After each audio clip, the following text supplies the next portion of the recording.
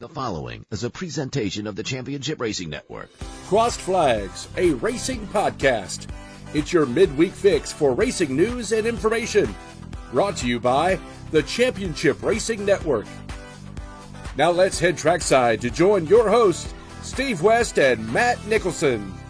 Welcome into the latest edition of Crossed Flags. I'm Steve West. That's Matt Nicholson. Behind the scenes, producer John, producer Molly also helping us out. We appreciate them. We appreciate you as well for being a part of this. And of course, you know, if you haven't already, subscribe down below, comment as you will. We do appreciate all of those. And if you have already subscribed, hey, thanks a lot. We do appreciate it. Let your friends know about it. We're still just this close to 175. Had a kind of a landmark show because if you think about it, 1 week ago or last week, not quite 1 week ago, we did, I think, the longest podcast we've ever done, a little over an hour. And then we did the longest show that we had ever done over the weekend, 3 hours long. So we're hoping not to break those records today.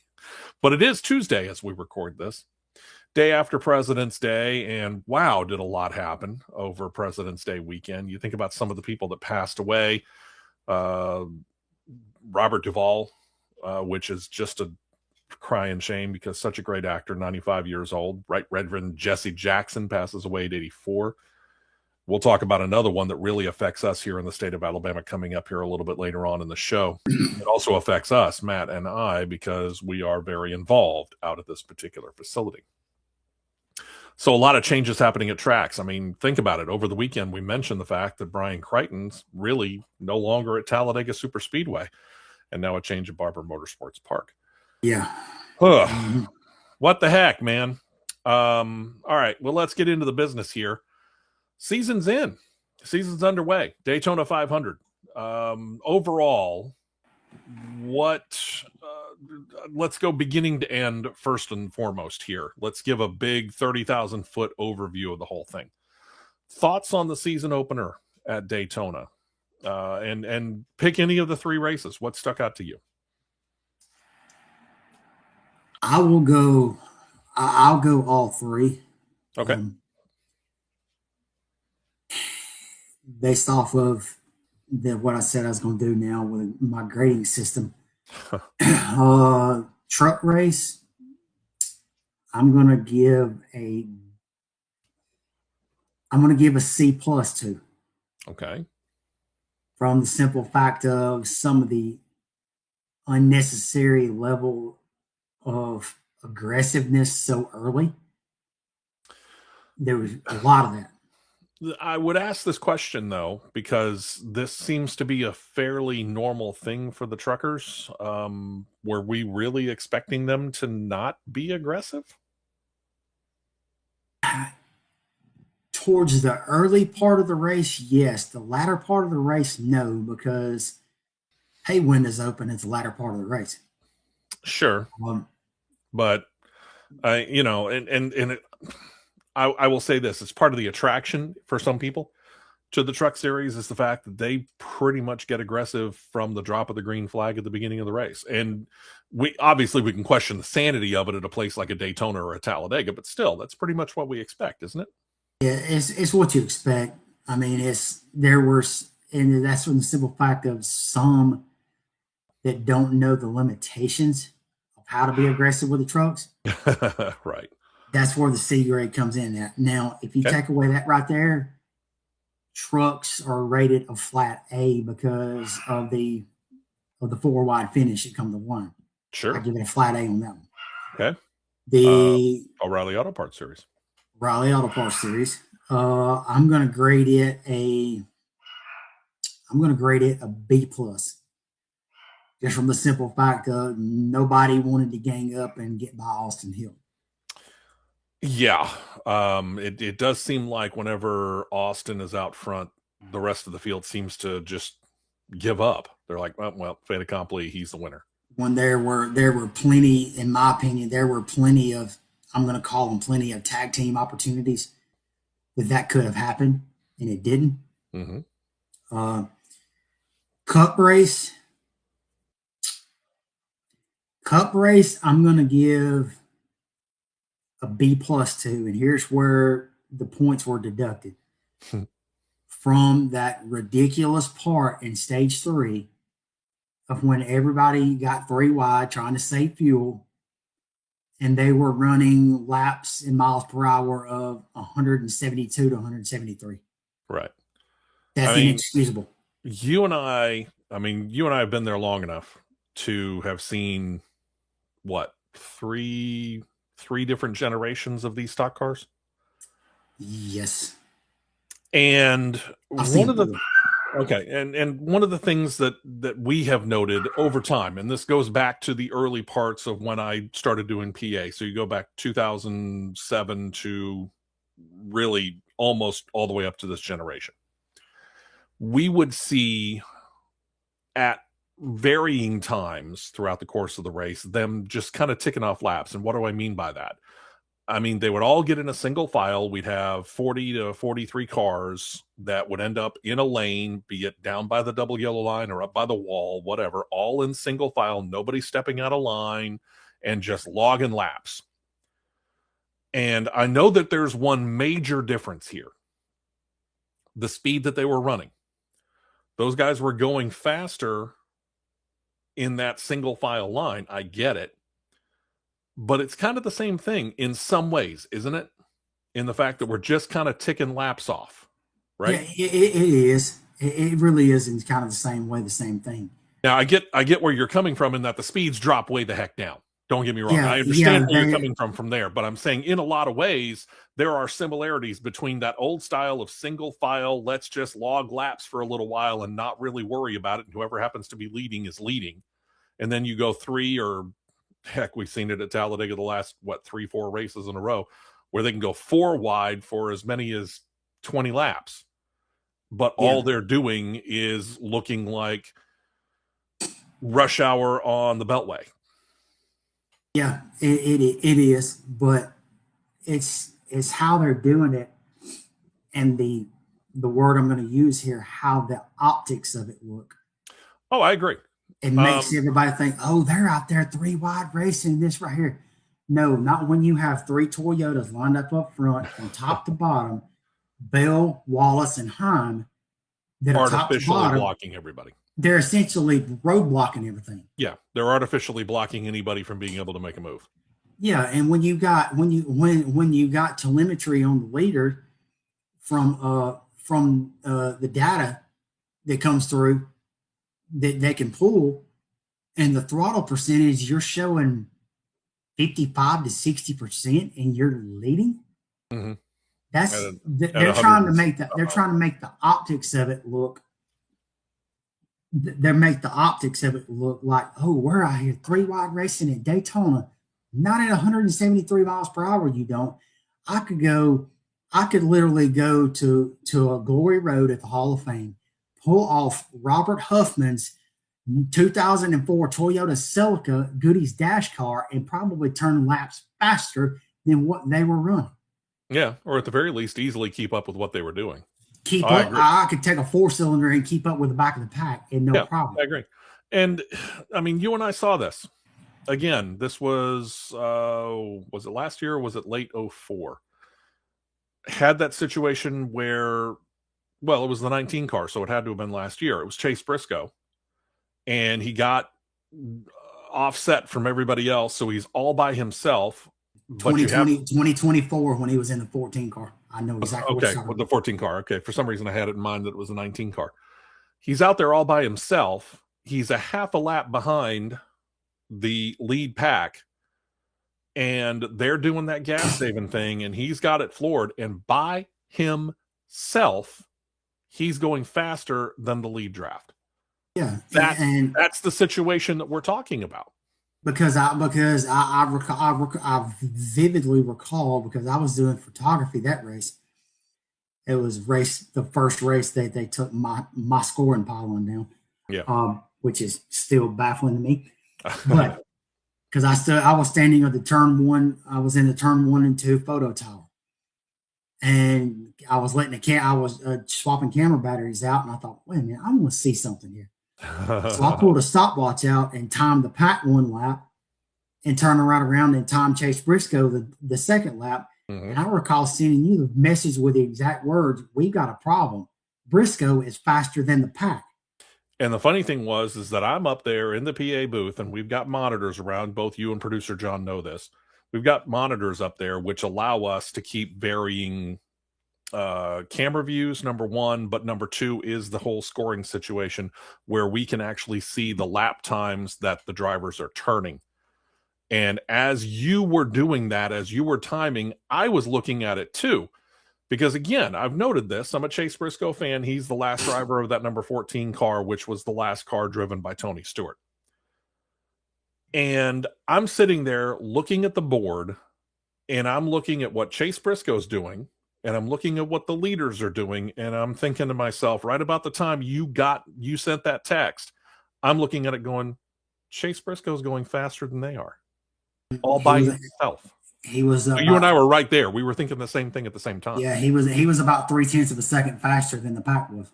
Yeah, and that's a lot at Talladega. It was weirdly obvious, even though he was by himself. It was weirdly obvious. My question would be this though: if we didn't know the telemetry, okay, in other words, if Fox, Amazon Prime, TNT, NBC, whatever, pick your network. If they didn't have access to the telemetry, would we really know the difference? Or would we just look at it and go, wow, they're going 3-wide racing and not really care? Anybody with a naked eye, well, let me back up. Anybody that knows what they're looking at with a naked eye would be able to tell they're not full throttle. Mm-hmm. But you're what I will call your average Joe, new fan to a sport, being there their first time, they're going, wow, look at this. Yeah.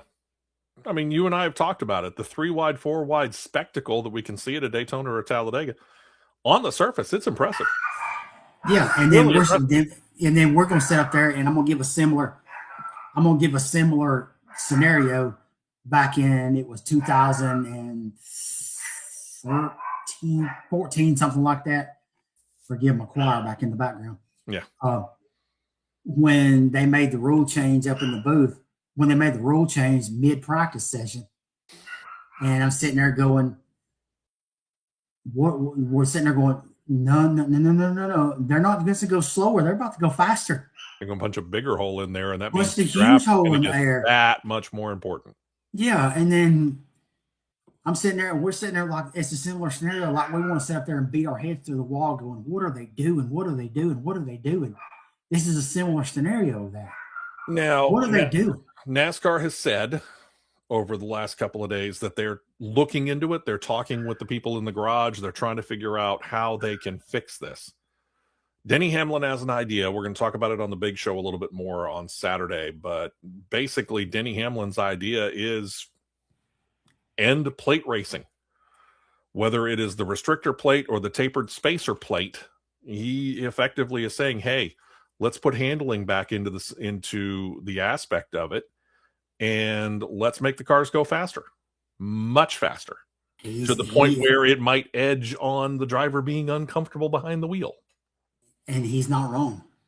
Okay. He's absolutely not wrong, because back in 87, 88, that's what you saw at Daytona. That's what you saw at Talladega. Unrestricted driving, to where you having to drive into the corner and you're having to lift. Mm-hmm. Now, handling is a factor. Yeah, these parachute cars that they have, they've got so much drag in them that, I'll say this before I get too technical here. They will find a way to gear these cars down so low that they could still be kept in a pack in some shape, form, or fashion. So like a ratio down in the 200s. Yeah, that seems to be the magic number that they're really, really scared of over at NASCAR. But I asked this, and you and I have seen these cars. We've seen the cutaway cars from Larry McReynolds on Fox coverage. The number of flaps and different fins and all these little things that NASCAR is putting on these cars nowadays to try and keep them from going airborne. I mean, at some point in time, we're going to have to figure out a happy medium here, because if left to their own devices, and this is a guesstimation on your part because this is the new generation of car, but previously, for example, we saw Rusty Wallace take the old Blue Deuce and they ripped the restrictor plate off, and he went around doing about the better part of 225 at a Talladega test. I remember the number. His top speed he hit was 231. Okay, there you go. Are these cars capable of doing that?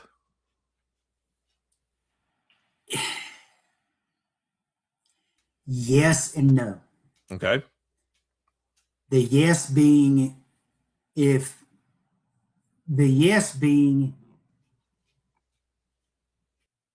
with the horsepower being like it is, because I could guarantee you they would put an engine in the car that would be, if they went with an unrestricted engine in the car, it would not crack 600.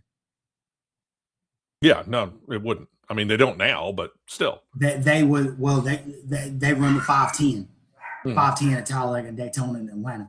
Yeah, 670 everywhere else, 750 short tracks and road courses now. Okay, right. You wouldn't crack 600, but if you put it at 600, I would safely probably say that you could probably see 210 to 215 sustained. Okay. The no part being from all of the confounded aerodynamic characteristics of the car that they have on it. Basically that you and I have looked at within literal inches of it. See, they got a lot of optics with this car. You sit there and think that all I say of this dark spoiler, they only have a 4-inch spoiler. Incorrect. They have an 8-inch spoiler because it's double up with clear lexing. Yep. Okay. That's what creates the drag on the car so much. Right. Now, if you give them some leeway to lay that spoiler back some, you could possibly see 220, possibly. All right. So let's go back to the comfort zone where we were talking about NASCAR's comfort seemingly being right around 200. If we allow them to go 215 to 220, let's say, and we get into that situation where a car ends up getting turned, and this goes back to all those flaps that we were talking about that are being shown as far as this year and all those fins that are on the top and everything. Is there a way to keep the car from going airborne? With this car and as many flaps as you see on that car, and every single one of them, and I'll go back to the duels on Thursday night when Bubba Wallace got turned to the inside and every single flap deployed on that car. Roof flaps, hood flaps, A-post flaps, and the diffuser flap deployed. Right. Yeah, I'm pretty sure that car would stay on the ground. Okay. Now, one thing they've got to realize, if you look at from today's era versus I'm gonna say the era of the late 80s, early 90s, and even in the era when they were doing the pack qualifying, and you would see these absolute blistering speeds laid down. That magic number of 200, let's just dub it down, that magic number of 200, what was happening in the stands when that magic number of 200 was constantly being achieved? Every single seat was occupied. Yeah, they were excited about it. Every single had seat the was fans' occupied. attention. Exactly. And then when the first few rounds of qualifying that were done on single car with the car tomorrow, that when it come out and you would have the speeds from one race to the other, the speeds that race, the qualifying was 192, 193, somewhere in that range. And then they come back to Talladega with a car tomorrow. and you cannot crack 180. Yeah, right. That is inexcusable. Yeah, you think about it, and NASCAR finally puts out a figure population-wise. Take a page out of Formula One, by the way, saying that there were about 450,000 people that hit the turnstiles over the course of the weekend. So the whole speed week, I guess, is basically what they're talking about. Good number, don't get me wrong. But we want to see speed. How do we know this? Look at the qualification day at Indianapolis, for example, where we know, you and I both, we've seen it, we've watched it, not in person, but certainly on television. It's something I'd like to see in person, is to see those guys qualify at 230 miles per hour plus. That is dangerous. We know it, but man, is it a spectacle to watch.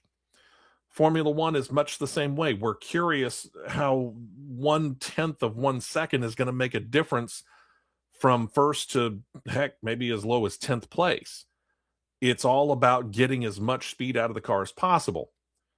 You and I can qualify these cars. I know you can. You're a qualified driver. I technically could qualify a car at Daytona or Talladega as well, because all I got to do is get that car into high gear and mash the accelerator and turn the wheel. And you and I have talked about how easy it is. A lot of drivers have been steering that car with one hand. If they can do it with one hand, I should be able to do it with two. Yeah, it's almost at the point where it's too easy. And so to back up what Denny says, we need to make this tougher. We need to make the drivers a little more uncomfortable. You make it uncomfortable by putting narrower tires in the car.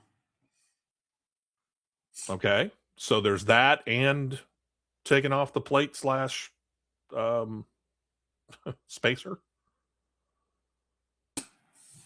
or putting a 750 horsepower engine in the car. Oh, that'd do it. Put the 750 in the car. If you have to put a tapered spacer on it, put an 1 inch and 3/16 tapered spacer on it. I don't know the magic number of what it would be, but if you have to do that, put the biggest tapered spacer that you could physically put on the engine.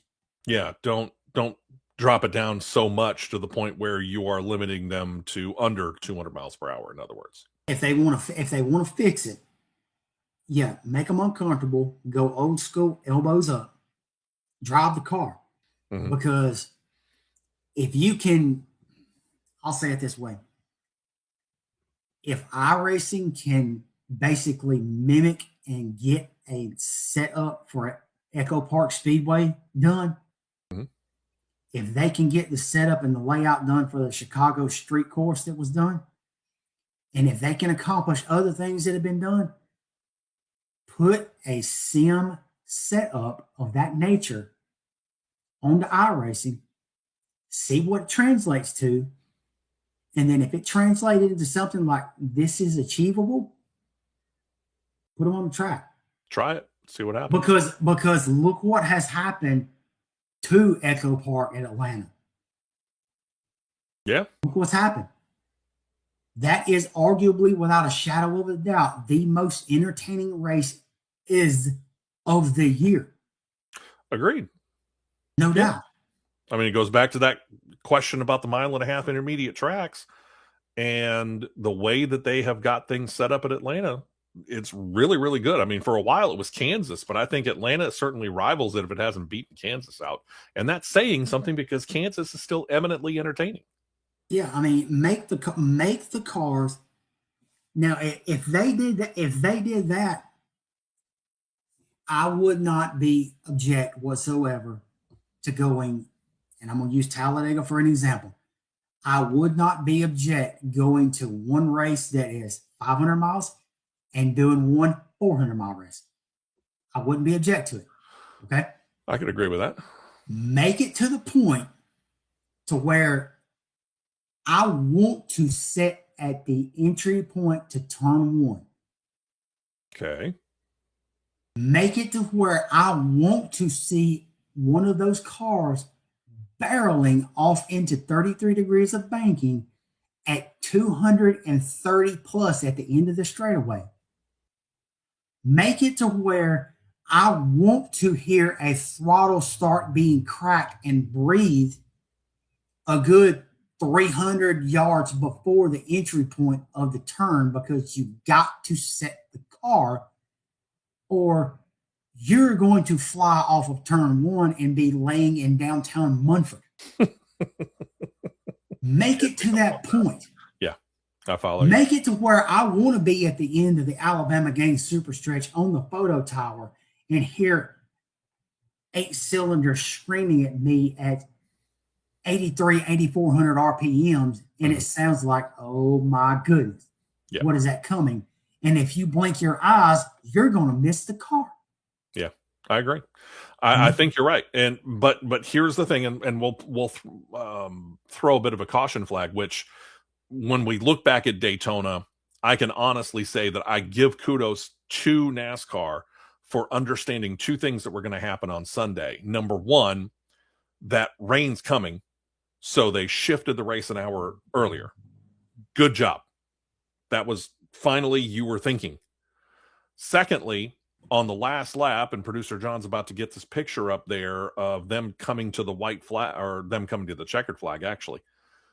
But this picture that you're about to see was actually the second incident on the final lap.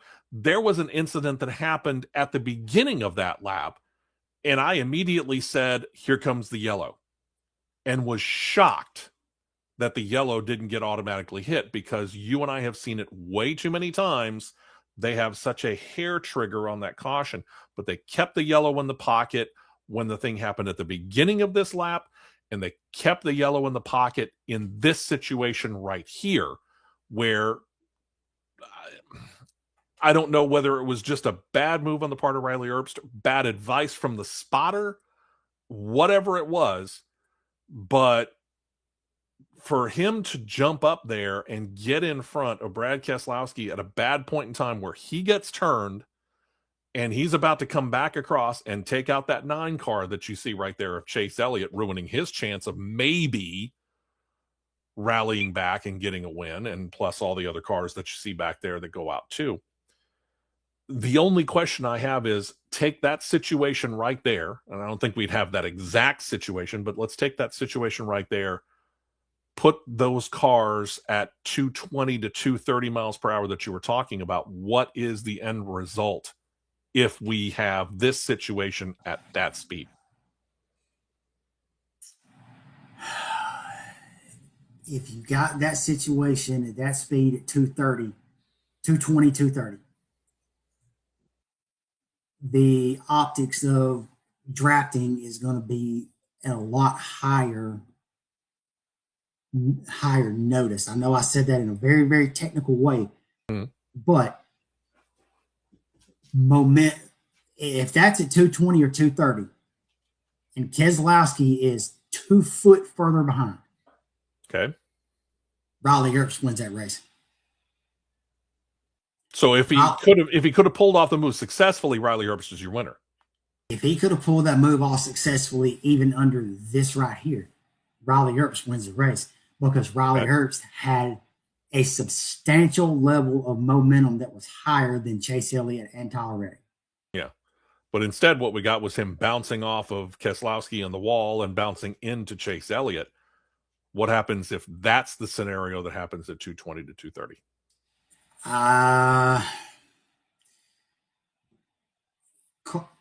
Cars don't fly. They'll still be on the ground. Okay. There's enough aero stuff to keep them from doing that. You're convinced of that. Yeah, there's so much aero stuff on this car that it stays on the ground. Okay. And I think that's probably the biggest point of it. Yeah. But all right, let's go back to that situation where I'm talking about that. The fact that NASCAR did not throw the yellow at either end of that final lap, as much as I'm willing to criticize NASCAR for when they make a mistake, this was not a mistake. This was exactly what you and I have been calling for allow these races to play out. Yes, and if the move hadn't have been a fraction too late, it would have been a 3-wide finish for the 500.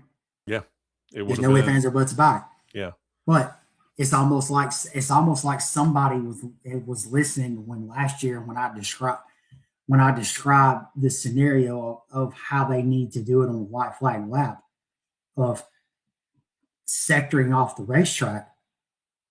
If you're inside of this sector or outside of this sector, if you're outside of that sector, don't throw it. If you're inside of that sector, throw it out of precaution. They were outside of that sector and they held it. But if you go back and look, the cars stayed moving. Nobody come to a dead stop. True. Everybody stayed moving. If somebody had just passed the start finish, say at the end of the tri-oval, if somebody had come to a rest right there and they couldn't get the car started, couldn't get it moving, it's blocking the track. I get it. But all of these cars got to move. Yes, there was a lot of debris there. If you watch the post-race celebration with Tyler Reddick, he's navigating a debris field from that accident at the beginning of that turn. But nobody was stopped. They all were able to leave. You have a clear track. Everybody was out of bounds. Yeah, let it go. And they did, to their credit. Yes, if somebody is in bounds, yeah, I get it. Sure. If they're out of bounds, let it go. Exactly. And that's what they did. They let it go. Yep. To their credit. And, again, you and I are going to be critical when we have to be. You and I are going to give praise when it's deserved. And in this case, it was deserved. Whoever was in race control and had their hand on the button, good job of taking your hand off of the button when the white rag got put in the air. Exactly. Then there was something else that you noticed. And we're going to show you, through producer John, a series of logos of teams. And the first one that's going to come up is the team that won Friday night. We know the driver that won. It was Chandler Smith. Chandler Smith drives for this team right here. Front Row Motorsports. Congratulations to them. We know that they can build good speedway stuff. We've seen that. We know it. And they're doing it in the truck series. And congratulations to Chandler Smith. Then you go to Saturday. And Saturday, the winner of the race, shock among shocks, not really, is Austin Hill. You and I mentioned it at the beginning of this particular podcast. Some reason, some way, shape, or form, Austin Hill gets out front. Everybody else seems to quit. But Austin Hill drives for Richard Racing. Yep. And then we move to Sunday, and Sunday's Daytona 500. We pointed to the car, showed it to you in that still shot there, down at the bottom, just below Chase Elliott. Driver of the number 45, Tyler Reddick, who drives for 2311 Racing.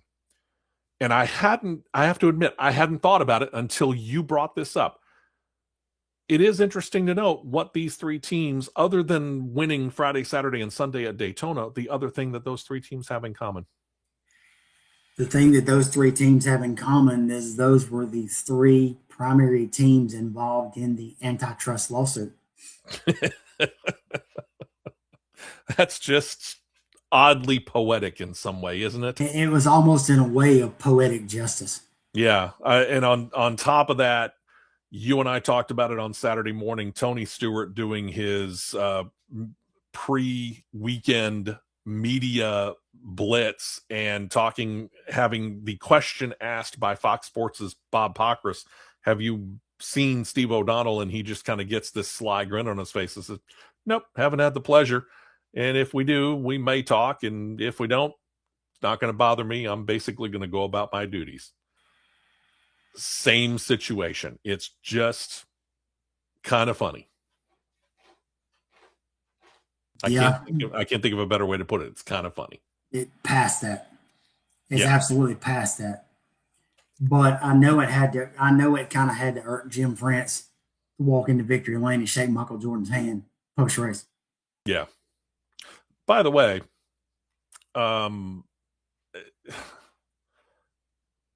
as many kudos as I'd like to hand out, there's one that I would really like to look at and go, you guys are morons.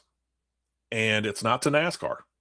It is to the one network that is supposed to be the ultimate in sports. They call themselves the worldwide leader in sports. Yeah, ESPN. I know where you're going with this. The old entertainment and sports programming network. Yep. I don't know as they would have mentioned the Daytona 500 other than to say, oh, by the way, Tyler Reddick won. I don't think they would have given it half as much coverage if it hadn't been Michael Jordan's owned team. Yep. But they did. I don't know what year they're in when it comes to the NASCAR Cup Series, but when they talk about how the Daytona 500 is the spectacle of the Sprint Cup Series, you're about a decade past where we are. You guys are like in 2016. Wake up. We're in 2026, boys. Since it was the Sprint Cup, it was the Monster Energy Cup. And oh, by the way, right about, what was it, 2020? They finally got rid of the title sponsorship in the Cup Series, and it became that tiered sponsorship where we have 4 premier sponsors, and then we have the lesser ones. Where you been, ESPN? Pardon my dog, who likes to throw things around. Where you been, ESPN? You guys are supposed to be the worldwide leader in sports. This just shows how little NASCAR means to you. But this is a bad move, because if you are supposed to be the worldwide leader in sports, cover them all and get it right. I agree. I do agree.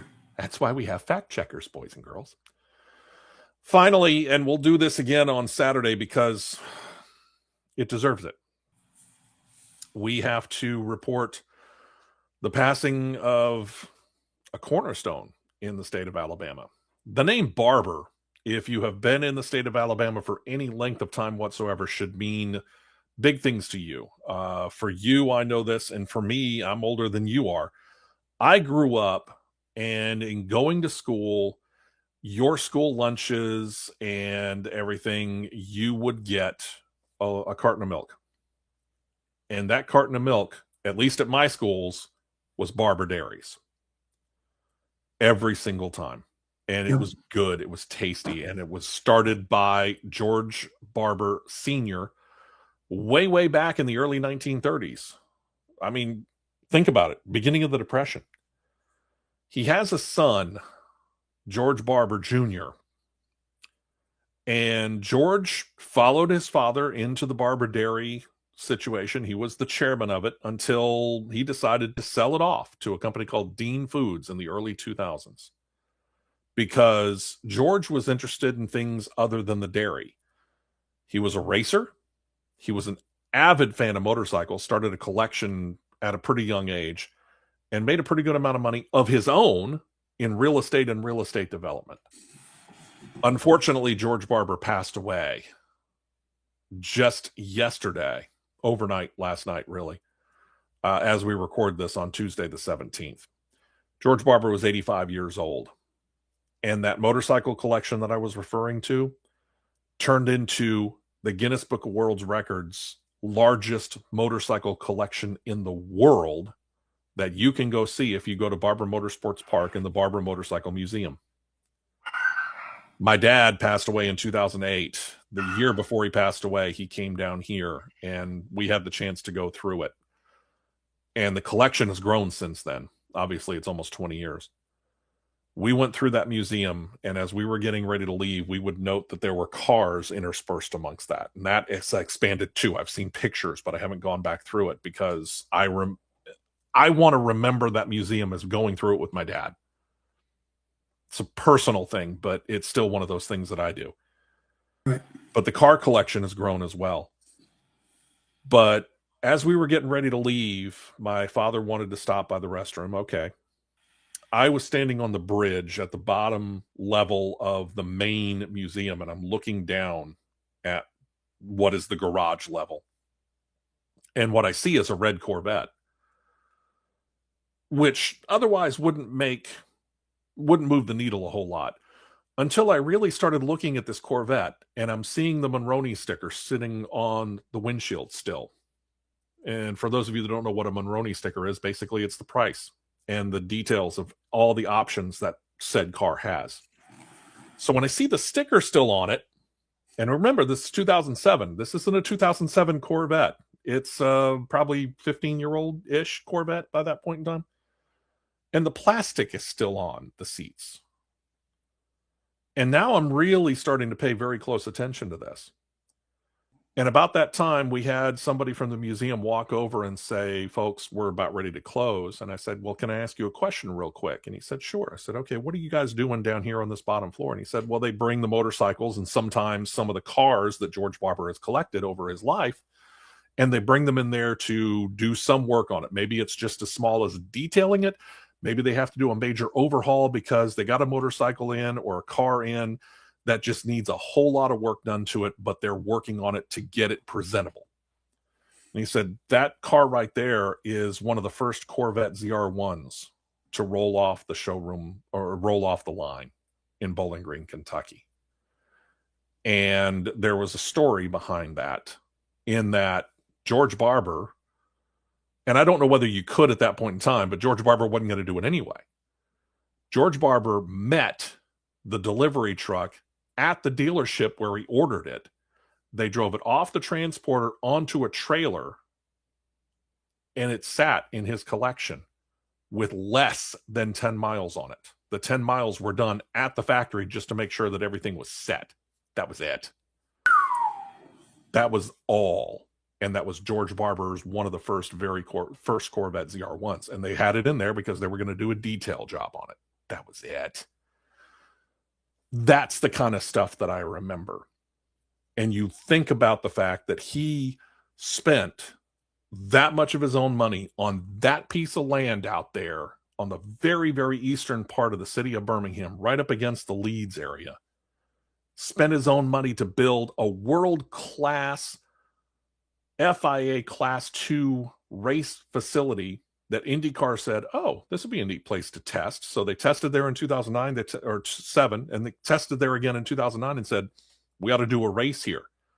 And now that facility is considered, for golfers, they'll know this reference, the Augusta of the motorsports world. This is what he's done. He was a very charitable man, gave money, millions of dollars, to charities in and around the state of Alabama. George Barber is going to be, you want to talk about missed. I can't, saying he's going to be missed seems like an understatement. For sure. It is a shame. I hate it. And I get it. It's what they call the circle of life. We mentioned Jesse Jackson, Robert Duvall earlier on. Robert Duvall was 95. Jesse Jackson was 84. George Barber is 85. Just had his 85th birthday back in September. But I get it. Again, it's the circle of life. But man, some of these just hurt worse than others. And this one hurts. Even if you never met him, even if you didn't know him, George Barber probably affected your life, and the Barber family probably affected your life in ways that you can't even count at this point in time if you've been in the state of Alabama for any length of time at all. Oh yeah, I'm sure. So whoever, I would say, his legacy is cemented firmly at that racetrack for what it started at and now what it's evolved into. But to basically, I'm not going to say cement it even further. Whatever way you want to categorize it is into cementing that, getting that legacy even more firm. Right. Considering that I've seen it, start the expansion for the F1 course. I'd love to see that. I would start really the expansion for the F1 course. You know this. You know, I can say I literally am honored to be one of the PA announcers out at Talladega Superspeedway, and I am truly, truly honored to be able to say that I am the latest PA voice for what was Zoom Motorsports, which is the race promoters for IndyCar weekend at Barber Motorsports Park. And I am thrilled to death to be able to do it because it is such a very, very cool facility to be able to do it at both of the premier motorsports facilities here in the state of Alabama is amazing. I never thought I was going to do this when I got into this business many, many years ago. I can fully expect that we're going to have several honorings of George Barber, and I just hope that I get the chance to read any one of them because I would be honored to be able to read that, even if it was just to the people within the facility. It doesn't have to go over the Indianapolis radio network or Fox or whatever network happens to be carrying the coverage. I want to be a part of it because he just meant so much throughout the course of my life. And again, to many, many Alabamians who have been here for any number of years, that name will mean a lot. So George Barber, you'll be missed. Our thoughts and our prayers go out to the family and friends of George Barber. But no, your legacy is secure and rock solid. No doubt about it. No doubt. All right. We wrap this one up. Once again, thanks to producer John. Thanks to producer Molly. We're going to be back with the big show. Should be the regular show. 9 a.m. Eastern, 8 a.m. Central Time, radio flagship, and all that kind of stuff going on this weekend, I think.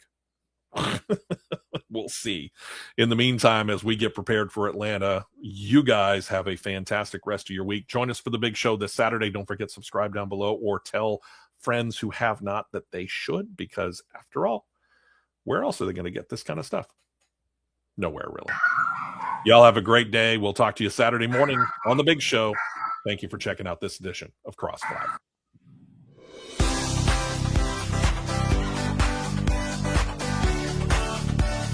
You've been listening to Crossed Flags, a racing podcast. For more content like this, subscribe to CRN Live on YouTube, and you'll be set to catch the 2-hour live show every Saturday morning at 9 Eastern, 8 Central.